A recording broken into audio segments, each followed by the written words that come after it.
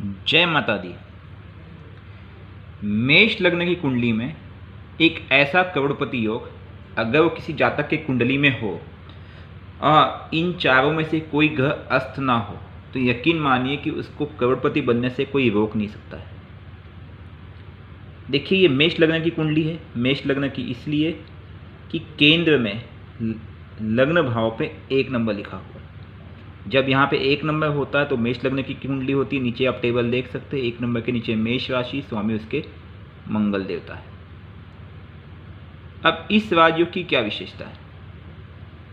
इस राजयोग में चौथे भाव में अर्थात कर्क राशि में बृहस्पति आ जाए, सप्तम भाव में तुला राशि में शुक्र देवता मालवीय योग बनावे जो इनकी खुद की राशि है, शनि अपनी खुद की राशि में मकर राशि में विराजमान हो जावे, 10 नंबर मकर राशि आप देख सकते हैं, और साथ में मंगल आ जावे जो कि लग्नेश है।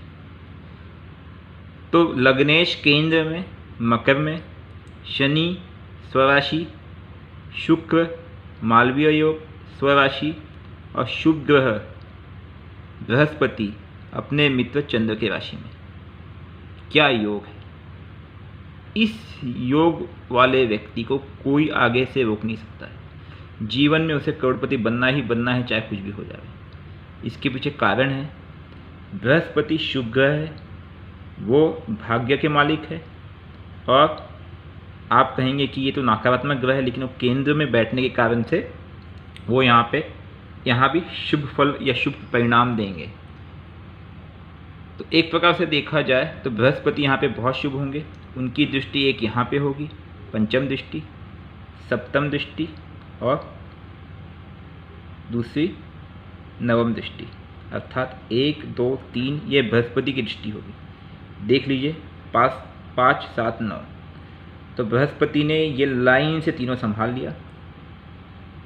तो जो नकारात्मक ग्रह थे उनको भी शुभ कर दिया अपनी दृष्टि डाल करके, और शनि और मंगल की युति पे भी बृहस्पति ने अपनी दृष्टि दे दी, जिससे मंगल और शनि की युति से जो भी नकारात्मक प्रभाव बनता है वो खंडित हो गया। दूसरी तरफ मंगल खुद केंद्र में आ गए, शनि के साथ युति बना ली।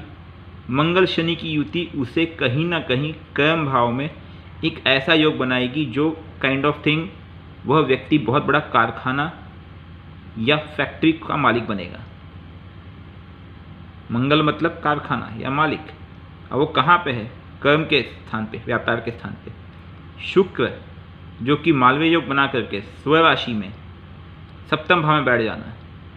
किसी भी व्यक्ति का अगर मैं बिजनेस देखूंगा तो मैं इन 2 भाव से देखूंगा, लग्न से दशम भाव और इस भाव से दशम भाव, अर्थात ये और ये, इन दोनों को मिला करके आप देखेंगे मंगल और शनि ने बनाया कारखाना, व्यापार, और साथ में शुक्र ने बनाया उसको एक अच्छा व्यापारी, अच्छा बिजनेसमैन।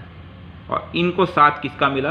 बृहस्पति का, जो कि सुख के कारक है, शुभ ग्रह है। यह व्यक्ति अगर अरबपति भी बन जाए तो मुझे आश्चर्य नहीं होगा। बहुत ही सुंदर योग बनता है। अगर मेष लग्न की कुंडली है और किसी कुंडली में ऐसा योग है तो आप यकीन मानो कि वो भविष्य में, अभी चाहे जो भी हो, भविष्य में उसे अरबों करोड़ों रुपए कमाने से कोई रोक नहीं सकता है।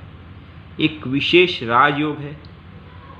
अगर आप चाहे तो देखेंगे जितने बड़े बड़े व्यापारी या कारखाने वाले होंगे, बिजनेसमैन होंगे, कहीं ना कहीं मंगल शनि की युति कहीं ना कहीं नजर आएगी।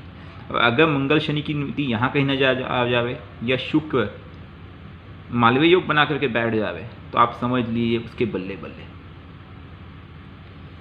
और एक चीज़ मैं आपको बताना चाहूँगा, इसके पीछे और एक तथ्य जो आपको जस्टिफाई करेंगे।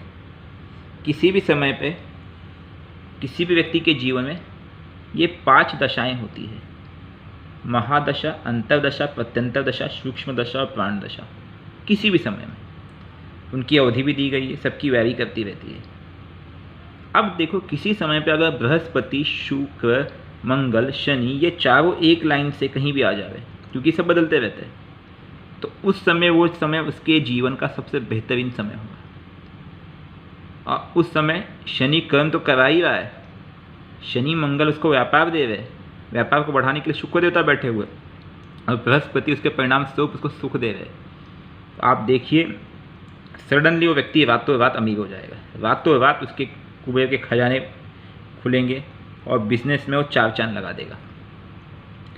इसलिए यह योग बहुत ही विशेष हो जाता है। जब भी ऐसा कोई योग होगा उसमें से अगर कोई ग्रह अस्त होंगे या कोई ग्रह कमज़ोर होंगे तो आप उसे शक्ति देने की कोशिश कीजिए कि आपका योग प्रबल हो और आप अपने जीवन में एक सफल बिजनेसमैन या एक सफल व्यक्ति बन सके। जय माता दी। आपके कोई अन्य प्रश्न होंगे इस राजयोग के से रिलेटेड तो आप नीचे कमेंट में अवश्य डालिएगा।